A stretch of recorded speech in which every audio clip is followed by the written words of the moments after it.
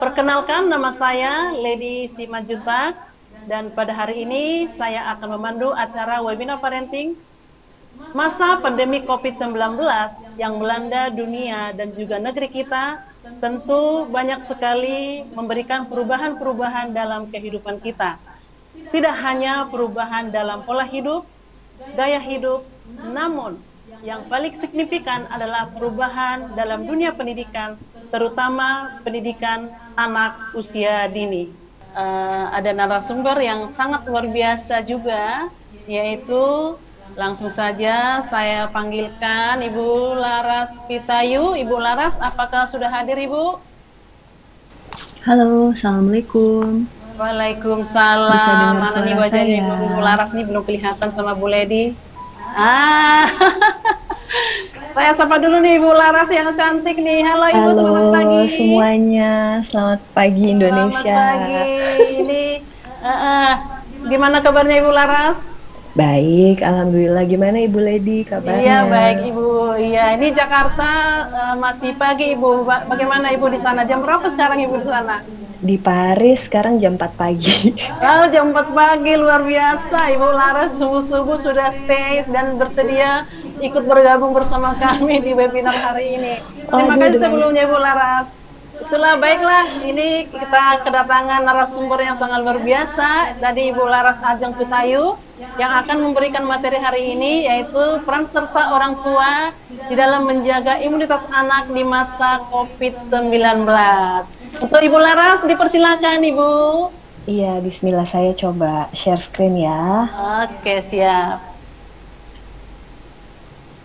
Ini sedang loading, bisa terlihat besar ya screennya? Sudah terlihat, sudah terlihat. Terlihat besar ya, seperti Ya, lagi ya presentasi. bisa Oke. terbaca. Oke, jadi Bismillahirrahmanirrahim. Assalamualaikum warahmatullahi wabarakatuh. Salam sejahtera buat semua bapak-bapak, ibu-ibu yang ada di Indonesia. Saya senang banget hari ini bisa sharing sedikit sama semuanya mengenai sistem imun. Sebelumnya saya juga ingin menyapa Ibu Yeni, Ibu Titin, Ibu Ken Ati, Bapak Boy, semua yang semua segenap pengurus tadi Kapuri, dan juga mau menyapa Pak Hendy tadi yang membantu settingan Zoom gitu. Pokoknya semuanya panitia Iya. semoga semangat menyelenggarakan ini ya. Jadi Bismillahirrahmanirrahim. Saya akan mencoba membawakan materi mengenai kita mengenal dan menjaga imunitas tubuh, tidak hanya untuk anak-anak tapi secara keseluruhan. Mungkin saya bisa share apa itu sistem imun, sistem perlindungan, dan lain sebagainya. Mudah-mudahan Bapak dan Ibu berkenan.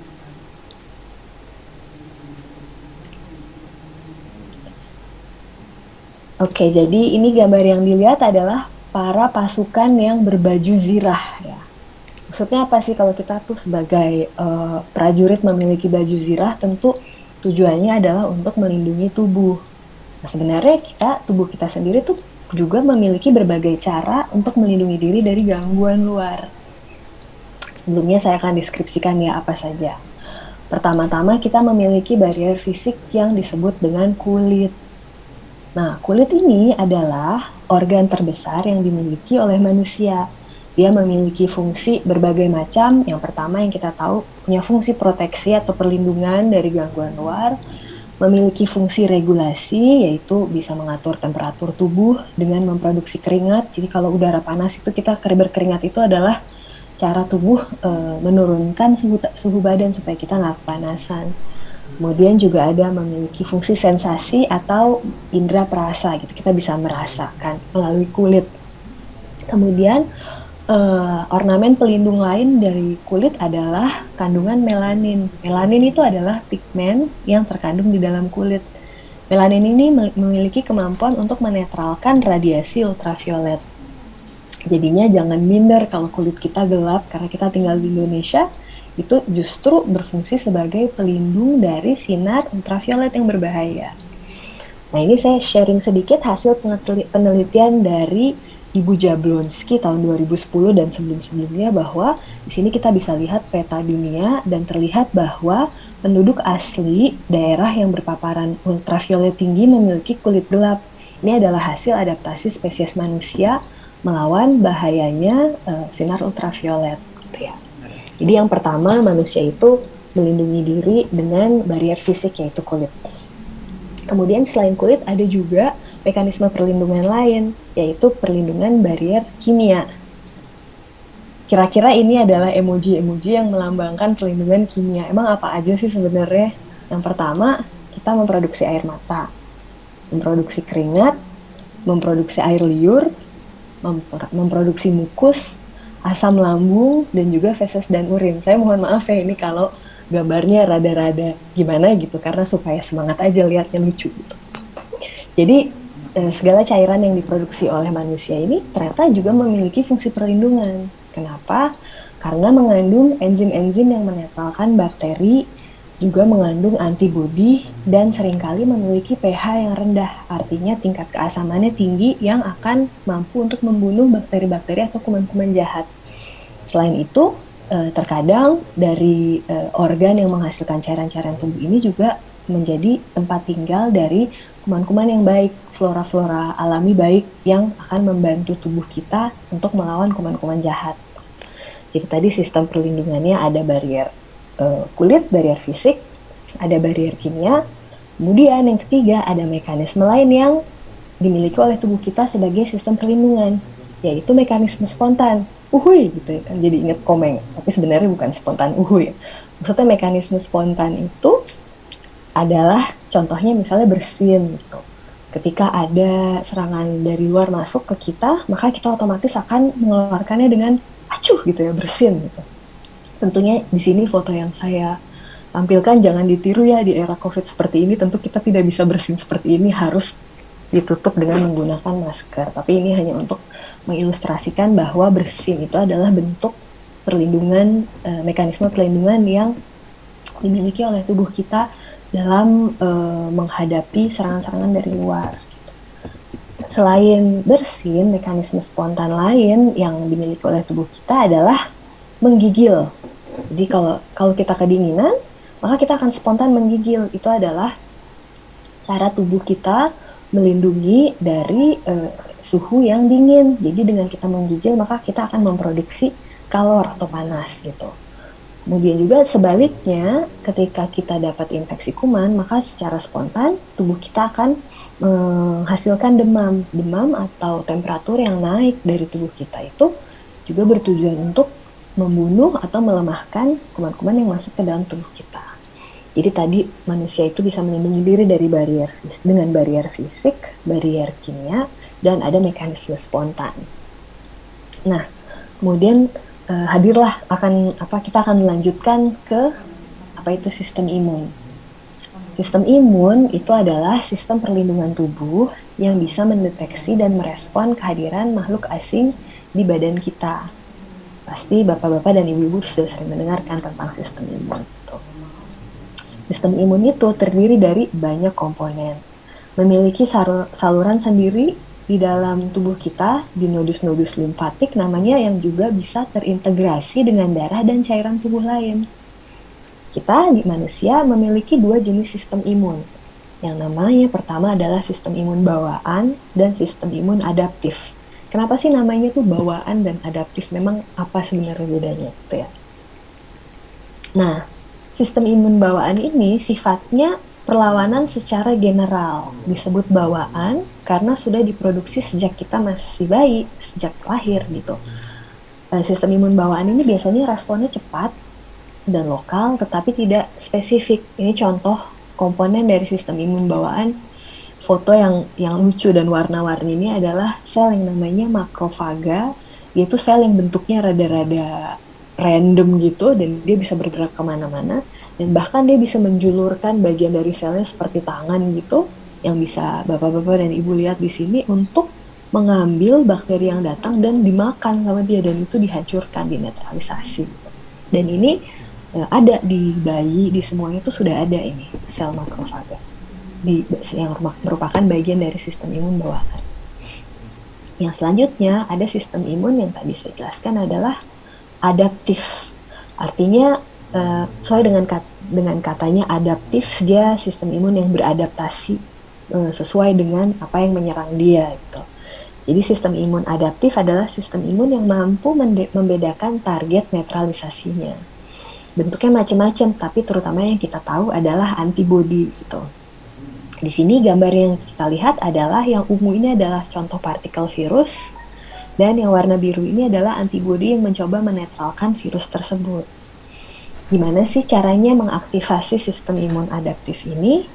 Pertama, dengan paparan alamiah melalui infeksi. Ketika badan kita terkena infeksi dari luar, maka otomatis sistem imun akan teraktivasi dari sistem imun bawaan, kemudian ada sistem imun adaptif menjadikan kita memiliki respon imun terhadap infeksi tersebut.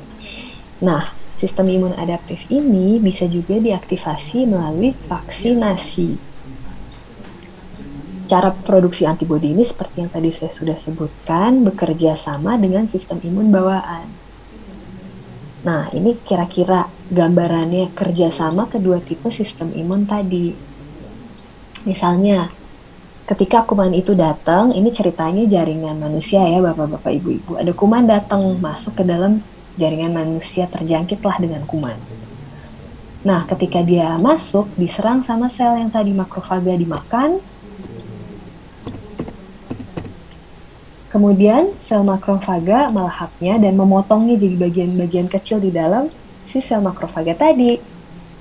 Kemudian canggihnya lagi si bagian kuman yang terpotong itu bisa digunakan untuk memproduksi antibodi. Jadi antibodinya akan mengenali kuman yang tadi sudah dimakan. Nah, jadinya antibodi yang telah mengenal bagian kuman kemudian bisa menyerang jaringan yang terjangkit kuman supaya jaringannya sudah diamankan, nggak menyebar lagi, atau bisa juga mengamankan kumannya langsung dan menghancurkannya. Nah, setelah itu sistem imun juga memiliki kemampuan untuk memproduksi sel imun memori. Artinya dia bisa mengingat, oh saya tuh pernah diinfeksi loh sama si oknum ini. Jadi respon selanjutnya terhadap infeksi yang sama akan menjadi lebih cepat. Gitu ya. Jadi tadi sistem imun adaptif itu bisa menghasilkan memori gitu. Jadi ini ada infeksi kuman pertama dengan kadar antibodi yang segini, begitu karena ada memorinya, begitu kuman yang sama akan menginfeksi lagi, maka kadar antibodinya akan meningkat gitu. Nah, berkat memori sistem imun ini, tubuh bisa merespon lebih efektif pada saat ada serangan kedua di waktu lain. Dan melalui prinsip yang sama, maka konsep vaksinasi lahir. Jadi, kita tidak membiarkan badan kita terserang oleh kuman beneran, tapi dengan adanya vaksin, maka kita bisa menstimulasi produksi antibodi tanpa berakibat sakit yang parah gitu. Maka vaksinasi itu penting untuk dilakukan untuk penyakit spesifik yang bergejala berat dan berakibat fatal. Gitu ya. Nah, karena itu respon imun itu harus bekerja pada waktu, target, dan dosis yang tepat. Jadi, kalau respon imunnya bekerjanya di waktu yang salah, dengan target yang salah, dan dosis yang salah, misalnya terlalu sedikit atau terlalu banyak, itu bisa menjadi berbahaya. Gitu. Jadinya penting sekali bagi respon imun untuk bekerja di waktu, target, dan dosis yang tepat. Dan juga sistem imun itu harus bisa membedakan mana bagian dari diri kita dan mana bagian dari serangan dari luar gitu. Jadi sistem imun itu memiliki kemampuan untuk membedakan itu, self dan non-self, alien atau penghuni asli. Nah, ini kira-kira bagan yang menunjukkan respon imun yang bervariasi gitu ya. Kalau misalnya respon imunnya itu rendah dan lambat, maka kuman tidak bisa dinetralisir sehingga terjadi komplikasi dan penyakit pun menjadi termanifestasi gitu, kita jadi sakit. Nah, kita membutuhkan keseimbangan nih. Respon imun itu harus cukup berkhasiat, cukup efektif, dan juga harus cepat. Tuh, maka akan efektif melawan gangguan dari luar. Ini contohnya pada saat kita mendapatkan imunitas pasca vaksinasi. Kemudian ada juga kasus di mana respon imun itu menjadi terlalu cepat dan terlalu tinggi sampai-sampai bisa mengganggu keseimbangan tubuh. Contohnya adalah alergi. Alergi itu adalah bentuk respon imun berlebihan terhadap sesuatu yang sebenarnya itu tidak berbahaya gitu. Misalnya ada orang yang alergi terhadap kacang gitu ya. Buat orang lain itu adalah sesuatu yang bisa ditoleransi, tapi buat badannya penderita alergi kacang itu bisa menjadi sesuatu yang sangat berbahaya. Beberapa jenis alergi itu bisa sampai membangkitkan krisis anafilaksis seperti pembuluh darahnya yang menyempit, saluran pernafasannya yang menyempit. Sebenarnya hal-hal tersebut itu adalah untuk membatasi gangguan luar itu menjalar lebih jauh lagi gitu. Tetapi bagi tubuh itu adalah reaksi yang berlebihan dan bisa menyebabkan sakit. Ada juga reaksi respon imun maksud saya yang terlalu tinggi dan terlalu cepat itu misalnya di penyakit-penyakit autoimun. Pada saat komponen sel-sel imun kita tidak bisa membedakan antara mana yang badan yang sehat, yang tidak sakit dan bukan mengandung kuman, mana badan yang harus diserang gitu. Jadi ada juga orang-orang yang menderita penyakit autoimun itu karena respon imunnya terlalu berlebihan. Kan ya, jadi sebenarnya kalau ada pertanyaan gimana sih caranya meningkatkan imun gitu, sebenarnya imun itu bukan untuk ditingkatkan tetapi untuk harus bekerja pada saat yang tepat dengan dosis yang tepat, karena kalau berlebih-lebihan itu juga bisa berbahaya. Nah, sistem imun itu berbeda sama kayak organ-organ lain seperti perut. Kita kalau perut lagi bekerja, lapar atau segala macam, kita tuh suka ngerasa perutnya tuh kerebek gitu. Lambung kita bekerja, atau misalnya jantung kita memompa darah, kita merasakan denyut jantung kita deg-deg gitu. Nah, kalau sistem imun ini kerjanya tanpa istirahat dan melindungi kita secara diam-diam. Dia selalu kerja dan selalu memonitor siapa saja yang masuk ke badan gitu ya. Jadi sebenarnya gimana caranya mengenali sistem imun yang drop gitu. Sebenarnya kalau misalnya ada sistem imun yang drop itu bisa karena beberapa faktor, salah satunya sistem imun itu drop karena sedang fokus mengatasi infeksi yang sedang terjadi gitu. Jadi kalau lagi ada infeksi di tempat lain tapi kita nggak tahu dan sistem imun kita terhadap infeksi lain lagi yang datang jadinya drop gitu. Atau memang bisa juga karena perangkat sistem imunnya tidak responsif dan ini membutuhkan tentunya diagnosa oleh dokter. Nah, pasti apabila tubuh kita tidak fit akan menghasilkan respon imun yang kurang maksimal. Tandanya kelelahan, kulit kemerahan. Kalau kita memiliki kulit yang, atau anak kita gitu memiliki kulit yang kemerahan dan banyak bercak-bercaknya, itu tandanya juga ada reaksi imun di tempat itu gitu. Rasanya capek, lekas mengantuk, ada demam ringan, kemudian ada infeksi yang berulang dan nyeri-nyeri sendi, itu adalah tanda-tanda sistem imun yang mungkin kompromis atau lagi kurang optimal gitu. Dan tentunya cara mengatasinya adalah dengan istirahat, hindari kegiatan yang berlebihan, terutama jaga asupan air, jaga minum kita, itu penting sekali. Karena itu saya akan minum juga. Kita juga harus menjaga gizi yang seimbang antara protein, serat, karbohidrat, semuanya seimbang. Lakukan aktivitas fisik dan juga sebisa mungkin jalani hidup yang seimbang gitu ya. Take home message-nya adalah tubuh manusia memiliki berbagai cara perlindungan. Ada barier fisik, ada barier kimia, mekanisme spontan, dengan bersin maupun demam dan menggigil lainnya. Kemudian juga ada sistem imun. Sistem imun itu ada dua, yaitu sistem imun bawaan dan sistem imun adaptif. Bawaan yang sudah ada dari lahir, adaptif itu yang bertumbuh, bertambah seiring dengan sejarah infeksi kita. Bisa karena infeksi alamiah atau dengan vaksinasi. Dan ya itu tadi, jadi sistem imun adaptif bisa diaktifkan dengan vaksinasi, dan kita bisa membantu optimalkan sistem imun kita dengan menjaga kesehatan, tidur dan minum air yang cukup, makan seimbang, juga aktivitas fisik yang baik. Nah, jadi tentang sistem imun sudah segitu saja, tapi saya juga mau ada pesan tambahan ini karena kita masih dalam kondisi COVID buat anak-anak kita. Saat ini anak-anak di bawah usia 12 tahun belum bisa divaksinasi COVID-19.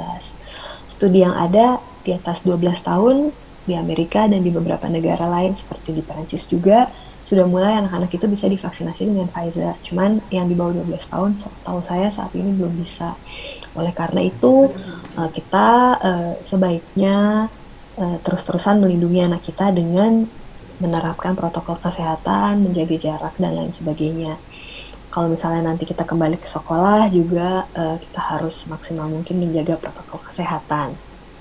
Dan juga pesan saya adalah karena anak-anak ini tidak bisa divaksinasi COVID, maka jaga kesehatan itu penting, protokol kesehatan itu penting, dan juga hindari penyebaran dan penularan antar anak dengan memastikan orang dewasa yang ada di sekitar anak itu telah tervaksinasi. Jadinya anak tidak akan menular-nularkan satu sama lainnya dan akan membawa ke rumah masing-masing, kira-kira kayak gitu. Semoga Allah Subhanahu wa Ta'ala melindungi kita dan anak kita dan semuanya sehat-sehat. Dan juga dari saya segitu aja. Atas kurangnya saya mohon maaf sebesar-besarnya kalau ada salah kata. Semoga bisa merangkum sedikit tentang sistem imun yang mudah dicerna bagi bapak-bapak dan ibu semua. Dan saya ingin mengucapkan wabillahi taufiq wal hidayah. Wassalamualaikum warahmatullahi wabarakatuh. Terima kasih Ibu Lady. Iya, terima kasih Ibu Laras atas paparannya. Wow. Oh, Ya, langsung saja ya Bu, kita mendengarkan langsung paparan dari Ibu Intan yaitu mengenai peran orang tua dalam meningkatkan kecerdasan emosi anak di masa pandemi COVID-19. Kepada Iya. Intan kami persilakan. Baik, terima kasih Ibu Nur Hendi Ardiansyah tuh. Ibu Salam Lady, Ibu Lady, Ibu Lady. Ibu Lady. Oke, Ibu Lady. Terima kasih. Ya, Ya, silakan. Bismillahirrahmanirrahim. Assalamualaikum warahmatullahi wabarakatuh. Mohon maaf tadi atas ketidaknyamanan di awal ya Bapak Ibu semuanya yang sudah hadir, tapi insya Allah apapun yang terjadi di depan jangan sampai mengganggu mood kita ya, karena kita lagi membahas tentang kecerdasan emosional anak gitu ya. Baik, Bapak Ibu semuanya, tadi sewaktu saya berada di link peserta, saya memperhatikan Mbak Laras nih. Wah, saya mendapatkan ilmu yang cukup banyak dari Mbak Laras tadi ya. Dan ternyata memang kalau kita berbicara tentang tubuh itu tidak lepas dari namanya fisik dan psikis. Kalau tadi fisiknya oleh Mbak Laras, sekarang saya ingin sharing mengenai bagaimana orang tua bisa membantu meningkatkan kecerdasan emosi atau emosional anak ya. Oke, sekarang saya mau share screen. Ya, apakah sudah terlihat Bapak Ibu semuanya? Sudah ya, insya Allah. Oke, kita akan bahas peran orang tua dalam meningkatkan kecerdasan emosi pada anak. Kecerdasan emosi itu di sini adalah emosional ya Bapak Ibu ya, dan emosional itu tidak selalu hal yang negatif. Ada kalanya emosional itu sesuatu yang memang harus dimiliki oleh seseorang, termasuk anak kita. Nah, dan ini ternyata penting sekali bagi orang tuanya untuk bisa membantu agar anak-anak itu bisa justru meningkatkan kecerdasan emosinya. Karena apa? Nah, ini kita akan bahas ya Bapak Ibu semuanya ya. Nah, ini kita harus memahami dulu, kalau sebelum kita ingin meningkatkan atau kita ingin mengembangkan sesuatu, kita harus memahami dulu nih, kecerdasan emosi itu apa sih? Jadi berdasarkan teorinya, kecerdasan emosi ini adalah kemampuan seseorang untuk memonitor perasaan serta emosi orang lain dan dirinya. Ibu-ibu dan bapak-bapak, pernah nggak sih kita melihat gitu ya, punya anak, kemudian atau orang lain, dia nggak bisa memahami emosi seseorang. Dia nggak bisa memahami emosi dirinya. Nah, ini akan menjadi hal yang berbahaya. Kenapa? Karena manusia makhluk sosial. Nah, makanya dibutuhkan kecerdasan emosi. Karena kecerdasan emosi ini adalah kemampuan seseorang untuk memonitor perasaan orang lain atau emosi orang lain dan dirinya sendiri.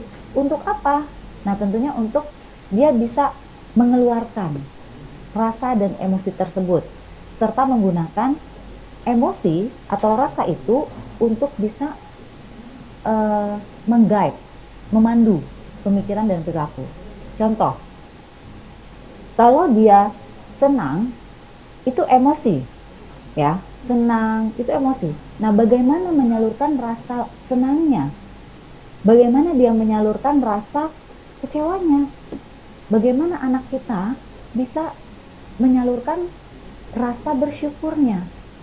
Nah, anak-anak kecil, ya kita bicara anak-anak kecil nih ya, karena kan Tadi Sapuri ini kan pelopor playground di Indonesia ya. Jadi banyak Bapak Ibu guru pasti yang playground, TK, SD bahkan. Nah, ini nih perlu dipahami bahwa anak-anak itu harus tahu bagaimana dia mengekspresikan rasa kecewa. Anak kecil bisa kecewa Bapak Ibu. Bagaimana bisa mengekspresikan rasa sedih, rasa bahagia, rasa dia senang mendapatkan sesuatu. Karena anak kecil kan sama kayak kita. Nah, Bapak Ibu, kalau anak-anak dari kecil ini tidak kita ajarkan bagaimana kecerdasan emosinya dari kecil sedini mungkin, ini akan menghambat dia di dewasanya kelak. Nah, ini yang saya akan membahas nih. Jadi mumpung kalau misalnya anak-anak yang masih playground, masih TK, ini masih bisa untuk kita arahkan, ya. Namun jangan khawatir kalau ternyata anaknya udah SD, udah SMP gimana, udah nggak bisa dong tuh. Nggak pernah ada kata terlambat selama kita orang tuanya mau belajar. Karena kita jadi orang tua ini nggak ada sekolah khususnya, tapi harus belajar setiap hari, setiap jam, setiap detik. Nah, itulah kenapa kita orang tua harus mau mengupgrade dirinya. Nah, kemudian kita masuk ke bentuk dari emosi. Kadang kalau kita mendengar kata emosi, yang terbayang atau terbetik di kita itu adalah emosinya tuh hanya marah gitu ya, atau sesuatu yang bentuknya negatif gitu ya. Padahal enggak juga. Jadi kita mulai nih ngomong sama anak kita. Nah, pernah lihat nggak anak kecil marah-marah? Kenalkan. Jadi kita nih sebagai ibu, sebagai ayah, kita harus ngomong. Iya, Bunda tahu. Adek kesel ya, adek marah ya, sambil dipegang. Sehingga dia memahami bahwa dia ini marah. Kalau misalnya dia marah-marahnya mengeluarkan perilakunya mukul-mukul, menendang, maka kita di sini mengajarkan, iya Bunda tahu, adek marah ya, adek kesel ya. Adek jangan pukul-pukul ya kalau lagi marah atau kesel. Nanti adek sakit sendiri kalau pukul-pukul. Nah, jadi ini sebenarnya kita lagi apa? Dua hal yang kita konsepkan. Mengajarkan pada anak bahwa marah itu emosi yang wajar, nak. Tapi bagaimana ya, nak, kamu mengekspresikan rasa marah ini? Nah, jadi itu harus dikenalkan. Jadi kita juga orang tua memahami, oh ini marah, bagian dari emosi dan sesuatu yang normal. Yang nggak normal itu kadarnya. Level marah-marahnya gimana? Nah, ini yang harus kita bentuk dari kecil. Nah, kemudian ada emosi bahagia. Bahagia tuh happy ya, itu bagian dari emosi. Kenalkan kepada anak, oh lagi bahagia ya, senang kenapa nak? Cerita dong sama Bunda, cerita sama ayah. Nah, kenapa ketika dia bahagia kita dekatkan? Karena ini momen yang tepat. Ketika anak lagi bahagia, dia ini akan senang menceritakan banyak hal. Nah, dari kecil sudah dibiasakan seperti ini, maka ketika besar, dia menangkap sinyalnya adalah, kalau saya lagi bahagia, saya harus sharingnya sama keluarga dulu. Banyak ya sekarang orang kalau lagi bahagia, orang tuanya nggak dilibatkan. Yang dilibatkannya hanya pasangan atau hanya teman-teman sahabatnya. Bisa jadi waktu kecil, kita nggak mengoncepkan. Gitu. Jadi, kita harus, bahkan kalau dulu saya ingat mungkin Bapak Ibu Guru juga melakukan ini di sekolah ya. Ada gambar, oke, ini bahagia. Kalau ini gambar apa nak? Sedih gitu. Itu salah satu cara untuk mengenalkan bentuk-bentuk emosi pada anak-anak kita. Kemudian ada sedih. Sama. Iya, Bunda tahu, ayah tahu. Kamu lagi sedih ya nak ayah. Sedihnya kenapa? Nah, kalau sedih bisa sambil guling-guling. Ada kan anak kayak gitu kan, kalau sedih sambil guling-guling. Nah, orang tua arahkan agar anak tahu sedihnya normal nak. Sedihnya nggak apa-apa, tapi jangan salah mengekspresikannya. Khawatir terbawa sampai dewasa. Nah, ada kecewa, ya, dan masih banyak emosi-emosi lainnya. Inilah tugas orang tua mengenalkan bentuk-bentuk dari emosi. Emosi itu wajar, karena anak sama halnya kayak orang dewasa, merasakan hal-hal yang membuat dia bahagia, senang, sedih, kecewa, bingung, gak ngerti, sama. Cuma bedanya kita dewasa, kita memahami itu. dan kita tahu bagaimana caranya rilis itu semua. Anak kita belum. Gak usah berbicara anak kita aja yang udah dewasa ya. Kadang ada yang lagi marah, kita nggak bisa kan mengekspresikan dengan tepat dan baik. Masih ada nggak seumur-umur kita para orang tua, kalau marah ngamuk-ngamuk, teriak-teriak, bahkan ada yang lempar-lempar barang. Udah dewasa, ada nggak? Ada. Ada yang suka mukul nggak? Ada. Nah, kalau ditarik ke belakang, apakah waktu kecilnya orang ini diajarkan ya sama orang tuanya, kalau dia marah, bagaimana sih mengekspresikan marah dengan cara yang tepat? Jadi bukan fokus ke nggak boleh marahnya, karena marah itu bagian dari emosi, tapi bagaimana mengekspresikan rasa marah dan kecewa, disitulah peran orang tua, supaya nanti besarnya dia bisa mengontrol, dia bisa memanage emosi dari dalam dirinya. Oke, next. Pentingnya anak mengenali emosi. Kenapa? Karena anak itu akan berinteraksi dengan orang lain, akan bersosialisasi. Anak itu nggak selamanya sama kita. Oke, kalau misalnya sama keluarga memahami lah, ya kan? Kalau misalnya anaknya kalau marah kayak gimana, kalau sedih kayak gimana, kalau bahagia kayak gimana. Tapi apakah di luar sana orang lain mau memahami anak kita seperti halnya kita memahami nggak? Belum tentu. Dia berinteraksi sama teman-teman sekolahnya. Kalau misalnya dia kesel sama temennya dicubit, temennya dipukul, belum tentu temennya itu terima. Temennya bisa melawan atau temennya bisa nangis. Iya kan? Nah, kita balikin ke rumah. Di rumah diajarkan nggak kalau kesel harus gimana? Nah, ini kalau nggak diajarkan, perilaku ini bisa terbawa sampai dewasa. Tapi mungkin bukan mencubit temannya, kalau udah dewasa sih nggak mungkin dia cubit-cubitan, dia bisa dibalas, bisa berantem ya. Tetapi ketika dia kesal, dia bisa lebih menyakiti temannya dengan berbagai cara. Ini jauh lebih mengerikan ketika sudah jadi karakter. Nah, jadi penting buat kita mengajak anak mengenali emosinya, karena anak akan berinteraksi dengan orang lain atau bersosialisasi. Karena kita makhluk sosial, karena kita pasti akan ketemu momen-momen seperti itu. Nah, kemudian di sini harus dipahami bahwa tidak hanya IQ yang harus kita kembangkan, bukan hanya IQ yang harus kita tinggikan, karena dengan tidak adanya EQ, ya, emosional yang baik, maka anak nggak akan bisa bergaul dengan baik di lingkungannya dan bisa menjadi hambatan. Banyak nggak orang pintar yang nggak bisa mengkomunikasikan idenya, sehingga dia selalu kalah sama orang-orang yang sebenarnya secara intelektual biasa aja, tapi orang ini mampu mengekspresikan, dia bisa mengemukakan ide-idenya, bahkan mungkin idenya biasa aja, tapi orang ini mampu untuk dia bisa bersosialisasi dengan baik, dia bisa berkomunikasi dengan baik. Maka ketika kita dari kecil yang hanya kita jejelin itu adalah les matematika, les membaca, les berhitung, semua les akademis, tapi kita lupa untuk mengenalkan yang berbau-bau dengan kecerdasan emosional, maka ini nggak akan jalan sebuah hidup anak kita. Nilai penting, tapi anak itu adalah makhluk hidup, dia bertumbuh dan berkembang, maka nggak bisa dinilai dengan angka. Harus ada pelajaran kehidupan. Nah, EQ ini atau kecerdasan emosional ini adanya di situ. Tugas siapa? Orang tua. Lalu siapa? Sinergi dengan guru. Jadi pendidikan itu 3, ayah bunda dan bapak ibu semuanya. Pendidikan ini tidak akan berhasil mencetak generasi yang baik kalau 3 sisi ini tidak bersinergi yang baik. Siapa 3 sisi ini? Orang tua, pihak sekolah, dan anak ini sendiri. Jadi kalau ada orang tua taruh ke tadi kapuri, Bu, titip ya. Pokoknya nanti anaknya kalau di tadi kapuri harus jadi anak yang hebat, yang keren, yang pinter, yang soleh, yang taat agama, taat peraturan. Terus ibunya, bapaknya sibuk dengan kerjaan. Nggak mungkin.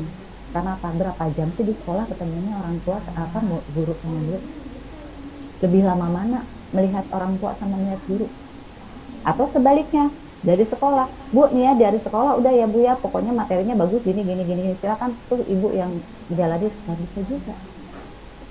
Atau orang tuanya udah oke, sekolahnya oke, anaknya nggak mau. Nah, nggak mungkin terjadi.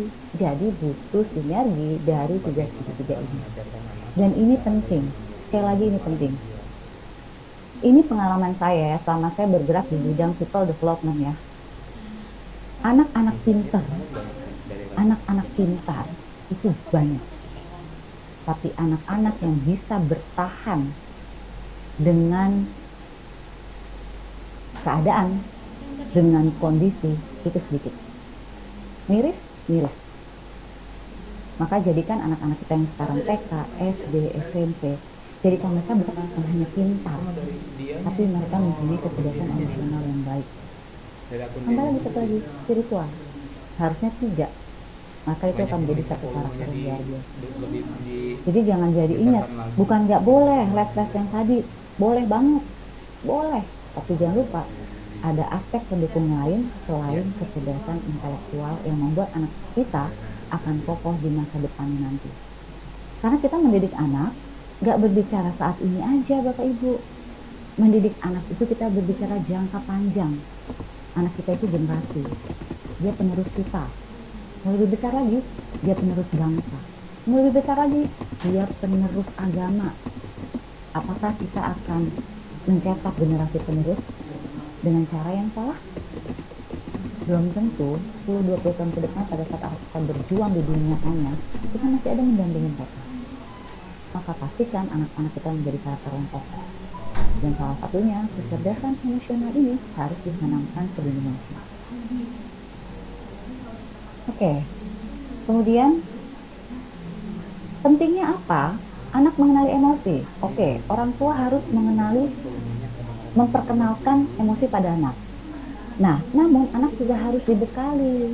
Pentingnya ini apa? Nah, ini tadi aku bilang, kenapa IQ dan EQ itu harus bersinergi. Karena ketika anak mendapatkan ilmu yang bagus, mendapatkan nilai yang terbaik, prestasi yang terbaik di dunia akademis, anak pinternya nggak cuma di sini, tetapi dia kembangkan menjadi sesuatu yang bermanfaat. Bermanfaat buat siapa? Ya bermanfaat buat anaknya, bermanfaat buat keluarganya dia, bermanfaat buat orang tuanya, bermanfaat buat orang banyak. Kan itu message-nya sekolah. Iya kan? Kalau hanya untuk dapat ilmu, untuk dapat nilai aja, ya udah. Tapi kenapa pentingnya anak memahami ini dan kenapa orang tua punya tanggung jawab besar? Karena anak pintar itu harus bisa mengaplikasikan ilmunya. Iya kan?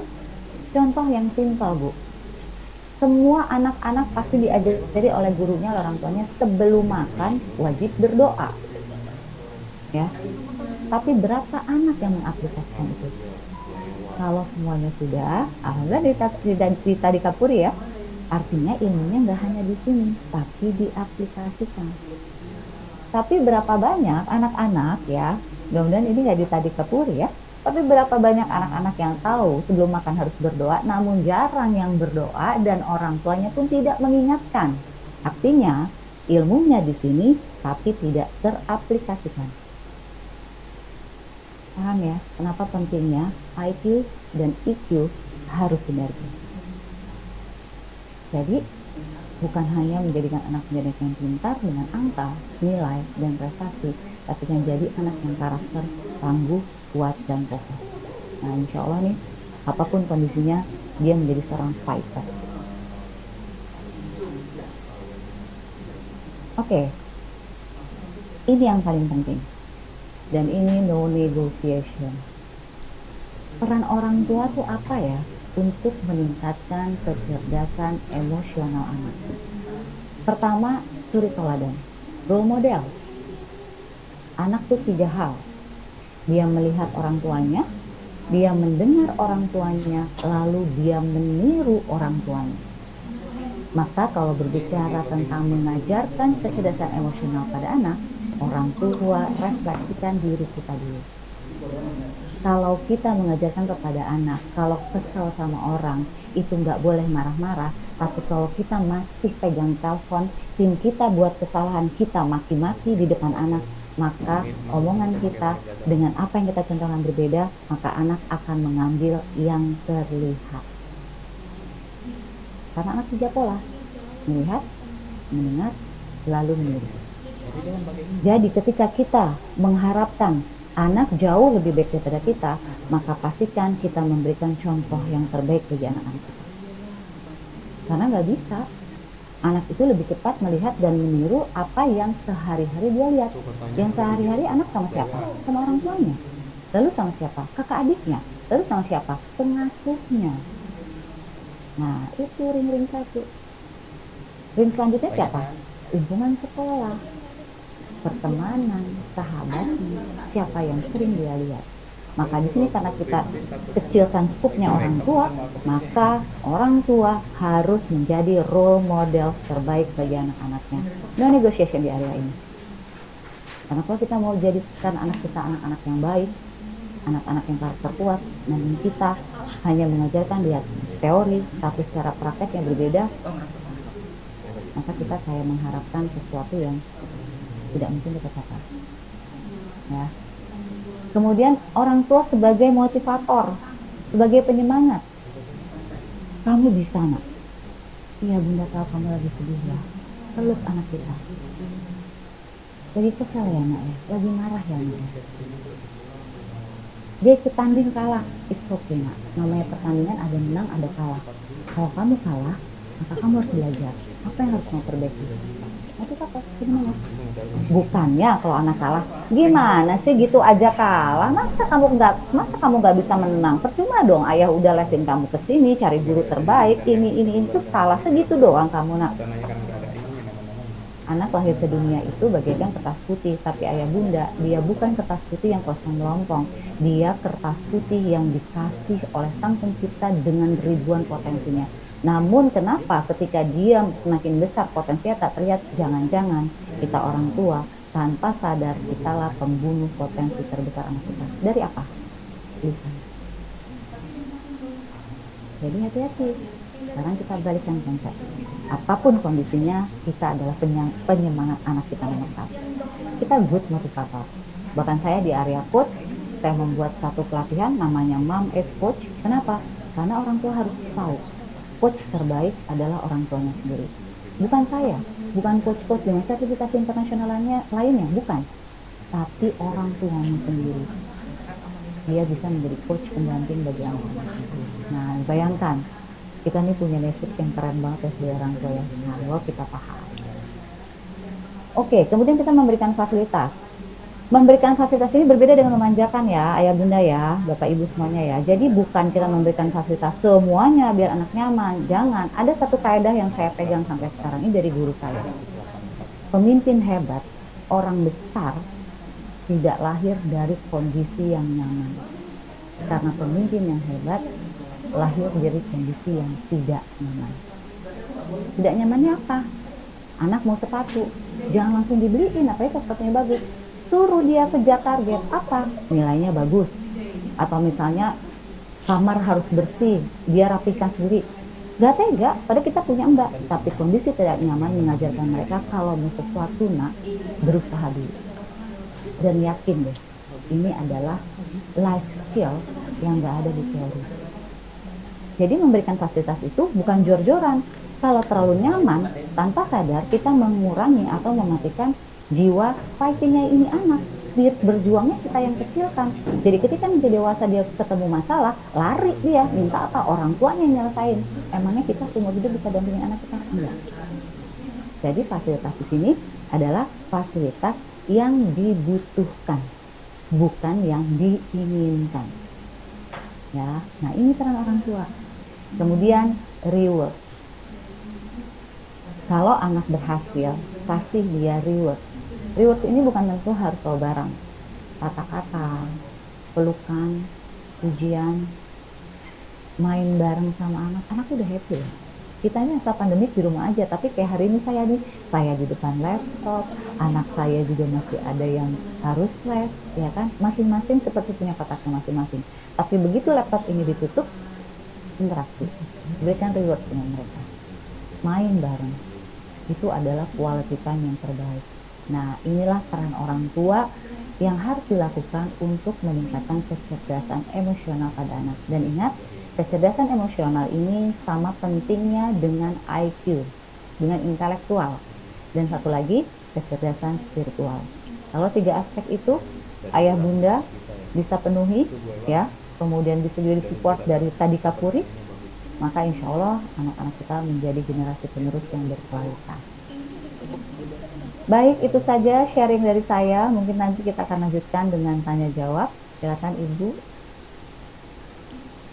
Dan hari ini rangkaian acara kita pada hari ini sudah selesai.